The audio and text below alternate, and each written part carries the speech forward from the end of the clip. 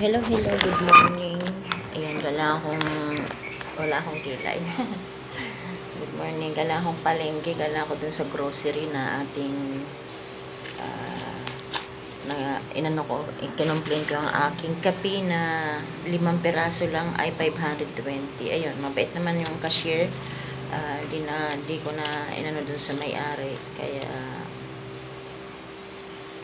okay naman. Ito yung sobra ko sa aking bill, binayaran ko na rin kasi naripan ko naman yung sobra dun sa pinakahalaga ng kape. 52 pesos lang pala yung kape, tapos ang na-punch sa akin ay 520. Na-punch niya ng 5 siguro kulit 5 ganun. Yan, laki ng aking bill sa kape ko. Pero okay na rin, mabait naman yung cashier na nag-assist sa atin. Hindi naman kami humantong sa diskusyon ng kasi sinabi ko naman sa kanya, if ever na meron kang sa akin, pwede naman yung yung CCTV nila. Ako naman ay nagsasabi ng totoo. Pangalawang beses nang nangyari sa akin to na nag-grocery ako na lagi akong sobra ng bayad. So, mabait naman ako, hindi ko na kinuha yung pera. Ang ginawa ko, ayun, grocery ko na lang din ulit. Kinuha ko sa kanya yung item. Ayan. So, namalingkin na rin ako. Tayo magpapansit. Patayin ko ng kung anong anik-anik. Yan, mga wrapper. And then, ayan, kung ano-anong mga anik-anik ang kinuha ko sa kanya. Kasi baka mamaya magbayad pa siya or wala naman siyang din. Kaya, ayun. Sa cashier dun sa grocery, thank you sa pag-assist mo sa akin.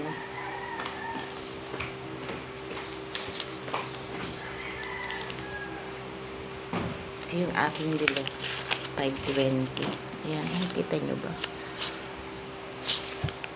Ayan, sa 5 perasong kape. Ito yung chocolate.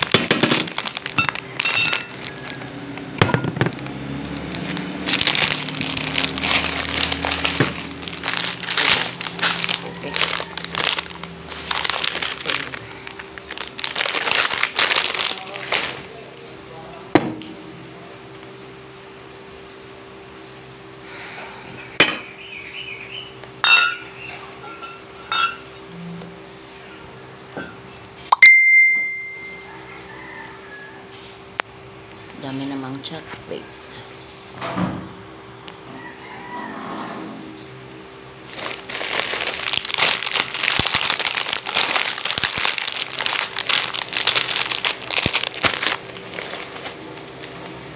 Buti na lang pala inisa-isa ko rin yung Diyos ko po.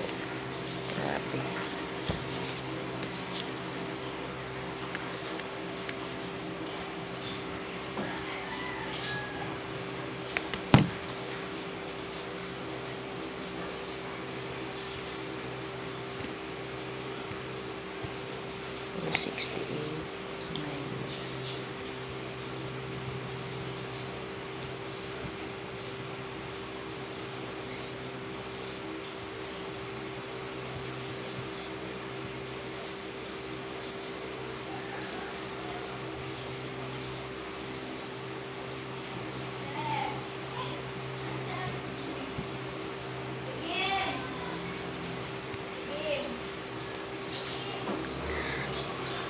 $468 minus 165.95 minus 62.90. Nasa banyo. 39. Nasa banyo, 68.90. Bakit?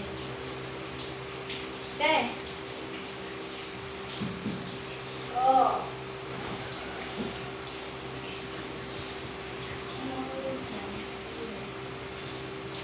Mami.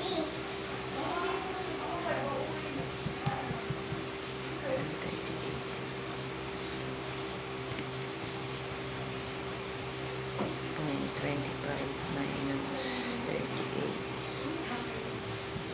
equals 100 minus 22 minus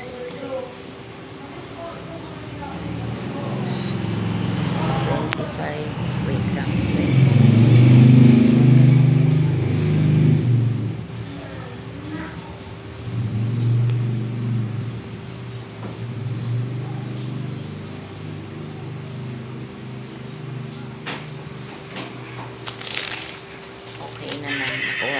aking sobra. Ayan, magtinola tayo.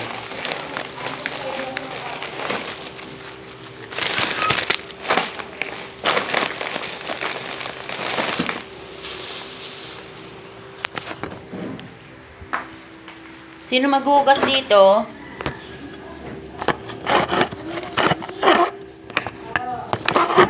Sino maghugas? Mag-short ka na, nakakamera ako. Nakahubad ng konti.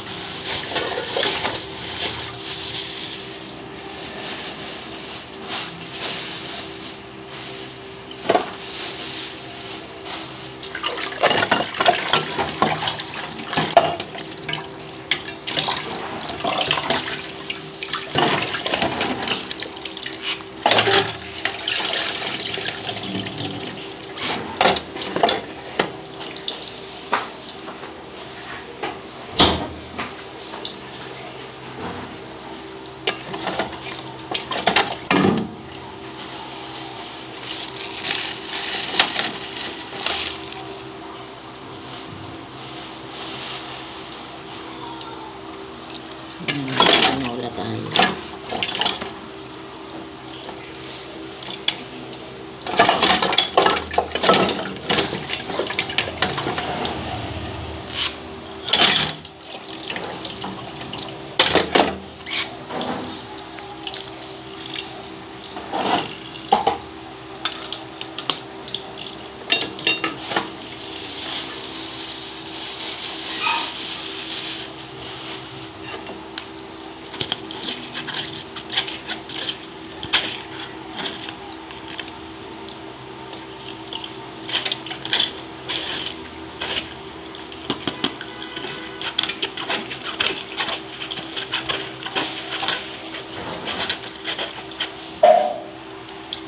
Yan, wait na mga baby love. Tuloy lang natin ang ating video.